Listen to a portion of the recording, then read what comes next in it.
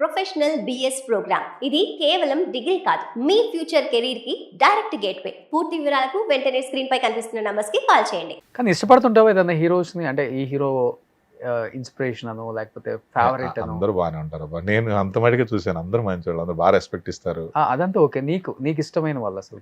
పవన్ కళ్యాణ్ గారు, ప్రభాస్ గారు, తారక్ గారు. ఫుల్ ఎంజాయ్ చేశారా మలేషియాలో బిల్లా? అంటే నేను నా పని నేను అంతే. కలిసినప్పుడు బాగా మాట్లాడి అంటే ఎలా ఉన్నారు మంచి ఫుడ్ ప్రీ. ఎందుకంటే ఇప్పుడు వెళ్ళిపోయి మనం మాట్లాడాలి. నేను ఎందుకో నాకు ఫస్ట్ నుంచి మన లిమిటేషన్ మన రేంజ్ ఇది కాదు, మనం మనం పని చేసుకుని వెళ్ళిపోదాం. కొంతమంది పాజిటివ్ గా తీసుకుంటారు, కొంతమంది అడ్వాంటేజ్ తీసుకుంటున్నాడు ఏంటి అని ఉంటుంది డెఫినెట్ గా. నేను వాళ్ళతో పాటు క్లాస్మేట్ ఏం కాదు కదా, చదువుకునే ఫ్రెండ్షిప్ కాదు కదా. మనం మనకు వర్క్ ఇచ్చారు, అయ్యిందా, పేమెంట్ వచ్చిందా, తీసుకున్నాం చాలు. కానీ ఇప్పుడు అనిపిస్తుందా అది ప్లస్ అయిందా మైనస్ అయిందా నీ లైఫ్ లో? ఇప్పుడే మారాలి. ఇన్ని సినిమాలు చేసి ఇంకేం మారాలి, ఇంకెళ్తుంది కదా. కానీ ఇప్పుడు మారిపోతే నా క్యారెక్టర్ మారిపోద్ది. నేను సరిగ్గా యాక్ట్ చేయకపోతే కెమెరా ముందు, నేను సరిగ్గా తీసుకున్న పేమెంట్ లేదా డైరెక్టర్ గారు అనుకున్న దానికి చేయకపోతే, తీసుకున్న పేమెంట్ ఎందుకంటే తీసుకున్న పేమెంట్ ఓవర్ యాక్షన్ చేస్తుంటే బయట, అంటే కెమెరా ముందు కాకుండా బయట అన్ని చేస్తే ఒక బ్యాడ్ వస్తే ఇన్ని సినిమాలు ఉండే కాదు. నన్ను మొన్న కూడా ఎవరు అన్నారు బాబు పెద్దలో ఏదో డిస్కషన్, అసలు ఏంటి సార్ మీరు అన్ని రోజులు ఉన్నా మీ పని మీరు ఎక్కడో అసలు ఎవరిని మా ఇబ్బంది పెట్టరు, మీ పని మీరు చూసుకుంటారు, అదే కరెక్ట్ అండి.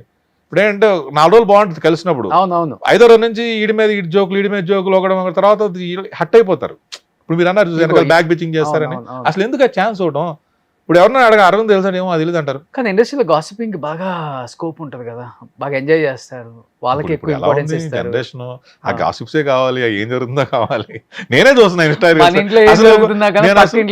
నేను సోషల్ నెట్వర్క్ చాలా వీక్. నేను అసలు ఫేస్బుక్ గానీ ఇన్స్టా గానీ ఇప్పుడు ఇంటర్వ్యూస్ కూడా చాలా అసలు ఉండను. నేనే ఇన్స్టా చూస్తున్నాను, ఆ ఏలో చేసే కామెడీలు కొన్ని అలా అయిపోయింది టైం పాస్. అసలు కొన్ని రోజులు మొబైల్ పక్కన పెట్టి అసలు ఇన్స్టా ఒకసారి అసలు ఇన్స్టా తీసేస్తాను, మళ్ళీ ఓపెన్ చేస్తాను. మొబైల్ లేకపోతే బతుకుతారు ఇప్పుడు.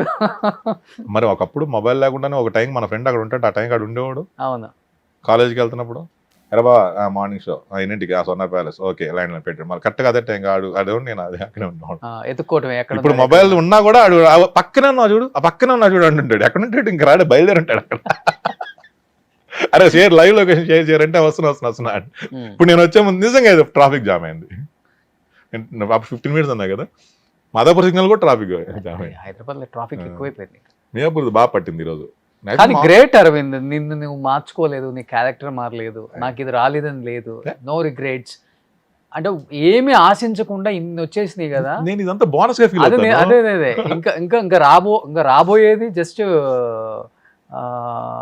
ఇది బోనస్ అనుకోవాలి చెప్పాలంటే. ఇంకా వద్దనుకుంటే వచ్చేసి ఇంట్రెస్ట్ తింటాను, బోనస్ గా ఫీల్ అవుతాను ఎప్పుడు. బట్ ఎనీ రావాలి మీలాంటి యాక్టర్స్ కి, ఎందుకంటే మీరు ఏ సీన్స్ ఉన్నా ఇలానే మెయింటైన్ చేస్తున్నారంటే ఏదో మేము ఇంకా ఉన్నాం గుర్తించండి. వస్తుంది ఎక్కడికి వెళ్తుంది. ఇప్పుడు ఏం జరుగుతున్నాయి మూవీస్ ప్రెసెంట్ అయితే ఏం కమిట్ అవ్వాలి, పెద్ద రిలీజ్ అయింది కదా మొన్న, ప్రజెంట్ డిస్కషన్ లో ఉన్నాయి. ఇంకోటి ఇక్కడ మనం ఆ మూవీలో చేస్తున్నాను, ఆ మూవీ ఓకే అన్నారన్న ఇప్పుడు నేను చెప్పను, నేను కమిట్ అయిందో చెప్తాను. చెప్పలేం, ఇంకొకరు ఉండొచ్చు, ఓవర్ నైట్ మారిపోద్దు. చాలా జరుగుంటాయి మీ లైఫ్ లో అట్లా. వేరే ఎగ్జాంపుల్ వేరే వాళ్ళు కూడా నాకు అరుంధతి సూదే కాబట్టి వేరే వాళ్ళు కూడా నాకు వచ్చిన ఓవర్ నైట్, మరి వాళ్ళ డేట్స్ కుదరకు అలాంటి కొన్ని పేర్లు ఉన్నాయి క్యారెక్టర్స్. గొలిమారు రేపు షూటింగ్ అనగా వాళ్ళు వచ్చింది నాకు. ఓకే, నేను మధ్యాహ్నం పూరిగా లంచ్ టైంలో కలిసాను, సాయంత్రం రేపు షూటింగ్ మీకు వచ్చాను. కానీ ఎవరి డైరెక్షన్ బాగా ఇష్టం? అందరూ వాళ్ళు అనుకున్నట్టు చేస్తారు. అప్పట్లో పూరి గారిది స్టైల్ మనకి ఆర్టిస్టు ఫ్రీడమ్, అంటే అది అయిపోయింది ఆ షూటింగ్ అలా అనిపిస్తుంది. నేను ఇంతకి 3 సీన్లు ఒక రోజులో తీసాడు, 3:30 ప్యాకప్ మధ్యాహ్నం ఆయన పూరి సార్. ఆ ఎక్స్పీరియన్స్ భలే ఉంటుంది. ఫస్ట్ షాట్ మార్నింగ్ మన వైజాగ్ ద్వారా కుక్కడపల్లి కళామందిర్, హీరోయిన్ అది రిబ్బన్ కటింగ్ కోసం అక్కడ మేము, అది అక్కడ బ్రేక్ఫాస్ట్, అక్కడ నుంచి వచ్చి వైజంక్షన్ ద్వారా ఒక బార్లో సీను, లంచ్ బార్లోనే అయిపోయిన తర్వాత మన 7 acres అప్పుడు ఓపెన్, అప్పుడు అక్కడ క్యారివెన్లో ఒక సీన్, 3:30 ప్యాకప్, 3 సీన్లు ఉంటాయి సినిమాలో. షిఫ్టింగ్లు, ఇంతకన్నా ప్లానింగ్ ఉంటుంది. చాలా ఈజీగా హ్యాపీగా అనమాట, అంటే ఎవరిని స్ట్రెస్ చేయకుండా, హడావిడి చేయకుండా, తెలియకుండా బాగా కనెక్ట్ అయిపోతారు పూరి గారికి ఇప్పటికి కూడా అందరూ. లాస్ట్ టెంపర్ తర్వాత ఇస్మార్ట్ శంబర్ కలిసిన మా ఫాదర్ కూడా ఆయన అన్నప్పుడు అడుగుతారు, ఫాదర్ ఎలా ఉన్నారు అని. చనిపోయినట్టు తెలియదు, ఇంకా ఆయన కలవలే ఈ మధ్య, సరదాగా అప్పుడప్పుడు కొన్ని కొటేషన్స్ వస్తుంటాయి ఆయన, చాలా ఇంట్రెస్టింగ్ గా వినాలనిపిస్తుంటుంది. ఇప్పుడు నేను అన్నట్టే పూరి గారు అప్పుడు ఎలాంటి సినిమాలు చేస్తారు, ఆయన డెఫినెట్ మళ్ళీ ఆయన ఇస్తే బౌన్స్ బ్యాక్ ఎలా ఉంటుంది, ఇస్తే పోకరి బౌన్స్ బ్యాక్ అండి. ఆయన హ్యాపీగా ఉన్నారు, ఆయనకండి ఆయన ఇన్స్పిరేషన్ చాలా మంది వచ్చారు. అవును లైఫ్ అలా ఈజీగా తీసుకోవాలి బా, అంతే, ఎంజాయ్ చేయాలి. ఆయన ఎంజాయ్ చేసినట్టు ఎవరు ఎంజాయ్ చేస్తారు అసలు? చిన్న చిన్న డైలాగ్, ఒక డైలాగ్తో చెప్పారు. ఒకసారి రాజమౌళి గారు ఇంటర్వ్యూ చేశారు, మన ఇంటర్వెల్కి ఇంత ఫైట్ చేసినా ఆయన ఒక్క చిన్న డైలాగ్తో ఇంటర్వెల్ హీరో ఎలివేషన్ అయిపోద్ది. ఇంత కొట్ట అవసరం సమరమే. అదే మా ఫాదర్కి కూడా బాగా ఇష్టం, అది బాగా ఇంపాక్ట్. పోకిరిలో అంతా కూర్చునండి ఇలానే అన్న ఈ తొక్కలో మీటింగ్ అంటే అర్థం కాదు, 10 మంది ఉన్నారు రేజీలు రే మెంటల్ ఏం ఆడుతున్నారు 10 మంది. అది అవును, ఆ ఎలివేషన్ కొత్తగా ఉండేది అసలు అదంతా వినటానికి, చూసే వాళ్ళకి కూడా మనకే. ప్రభాస్ గారితో కూడా అవును, ఇలా ఎవరన్నా కొట్టేద్దాం మళ్ళీ నేనే ట్రై చేయను, ఆ రైటింగ్ కిక్ వేరు. ఇప్పుడు ఆయన సినిమాలు తీస్తే అలా అంటే ఆ టైప్ డైలాగులు వేస్తే పాన్ ఇండియా నా షేక్ అవ్వదు. Exactly exactly. మన బండ్ల గారు ఏదో స్టేట్మెంట్ ఇచ్చారు టెంపర్ గురించి. టెంపర్ ఇప్పుడు 1000 కోట్ల సినిమా, నిజమే అది. అవును, టెంపర్తో లాస్ట్ ఆయన మేము చేసింది. అంతేనంగా, గోవాలో ఎక్కువ జరిగింది షూటింగ్. బట్ ఎనీహౌ 2026 వచ్చేసింది, ఏ ప్రపంచం వచ్చేసింది. సో డెఫినెట్ గా ఇప్పటి నుంచి కూడా కొంచెం మీరు ఫోకస్ చేసి సినిమా ఇండస్ట్రీలో మంచి సినిమా చేయాలని చాలా మంది అనుకుంటున్నారు. పెద్దగా ఆయన్ని నేను అడిగాను, నేను చేశాను. అదే ఇప్పుడు అడగందే లేదు, అట్లా ఉంది ఇప్పుడు ఇండస్ట్రీలో. అడగాలి, వాళ్ళు కనబడాలి. మనం ఇప్పుడు అరవింద్ ఉన్నాడు మీరు అన్నట్టు, ఇప్పుడు కనబడ్డా కదా మీరు అన్నట్టు ఈ సినిమా అరవింద్ ఉన్నాడా, ఇంకా చేస్తున్నాడా, బాగానే ఉన్నాడా, ఓకే. సో ప్రభాస్ ఏం చెప్పాలనుకుంటున్నారు లాస్ట్ అండ్ ఫైనల్ గా? ప్రభాసినా తనకు ఒకటి అంటాం, ఆడితో మాట్లాడటమే. సారీ మా సీనియర్ డార్లింగ్, మా ఇద్దరు రోజు మాట్లాడుకుంటాం. మా ఫాదర్ కూడా బాగా ఇష్టం, బాగా క్లోజ్ సీన్ మా ఫాదర్కి. నాకు మంచి ఫ్రెండ్. మా ఫస్ట్ నన్ను ఏడిపించింది, నేను షామీర్పేట షూటింగ్ లో ఉన్నాను, ఫోన్ చేశాడు. నేను అదే ఇంకా చెప్పాలని చెప్పి నా వైఫ్ మెసేజ్ పెట్టు పోస్ట్ బాగోదు, చుట్టాలు కూడా తెలుసు నువ్వు షూటింగ్లో ఉండిపోయి వాట్సాప్లో పెట్టి ఫస్ట్ కాల్ తందే. ఎరా బంగారం ఎలా ఉన్నారో అని ఏడ్ చేస్తున్నాడు. నేను షార్ట్ ఉంది, డైరెక్టర్ అన్నాడు ఒక్క షార్ట్ చేసి వెళ్ళిపోదురు సార్ అన్నాడు. మన ఎక్కడ కదా ఇంక మళ్ళీ రాలేం కదా అని చెప్పి పర్లేదని ఉన్నాను, ఒక షాక్లో ఉన్నాను. ఏడ్ చేస్తున్నాడు, నాకు అలా ఆగుతున్నాయి. ఎలా ఉంటారా నువ్వు, నన్ను తట్టుకోలేకపోతే మీ నాన్న లేకుండా నువ్వు ఎలా ఉంటావు అని ఏడ్ చేస్తున్నాడు సీన్. వాళ్ళిద్దరు బాబా వాడిని రోజు మాట్లాడుకుంటాం, అన్ని నవ్వుకుంటాం, బాగుంటుంది. మీ ఇద్దరం కలిసి మాట్లాడుకుంటూ తనకి అంటే టైమింగ్ బాగుంటుంది మా ఇద్దరిది. తను అదంటే నువ్వు కళ్ళవో తిరగవో, నువ్వేదో ఎక్కడో గూట్లో ఉంటావు ఎక్కడో వెళ్ళు అంటే బాగుంటుంది. మళ్ళీ ఇష్టం నేనంటే చేస్తారు, చెయ్యాలని మేము అందరం కోరుకుంటున్నాం. అండ్ చాలా చాలా హ్యాపీగా ఉంది. 1.5 hours తెలియకుండా అయిపోయింది ఇంటర్వ్యూ. ఇంకోటి మూవీ మనం ఎంత కష్టపడిన, ఒక మూవీ రీసెంట్ గా పాపం మంచి సినిమా తీశారు నాగేశ్వర్య గారు. లాస్ట్ అదొకటి రిలీజ్ అయింది, నేను చేశాను ఒకటి. మా ఫాదర్ చనిపోక ముందు ఆ షూటింగ్ లో ఉన్నాను, తర్వాత అలా విగ్గు పెట్టుకుని పాపం చేశారు, కమిటీ కదా అని. మూవీ థియేటర్ లో నవ్వలేదు అది సరిగ్గా. నాగేశ్వర్య బ్యాడ్ బాయ్ కార్తిక్ అని రిలీజ్ అయింది తెలియదు అంటే పాపం.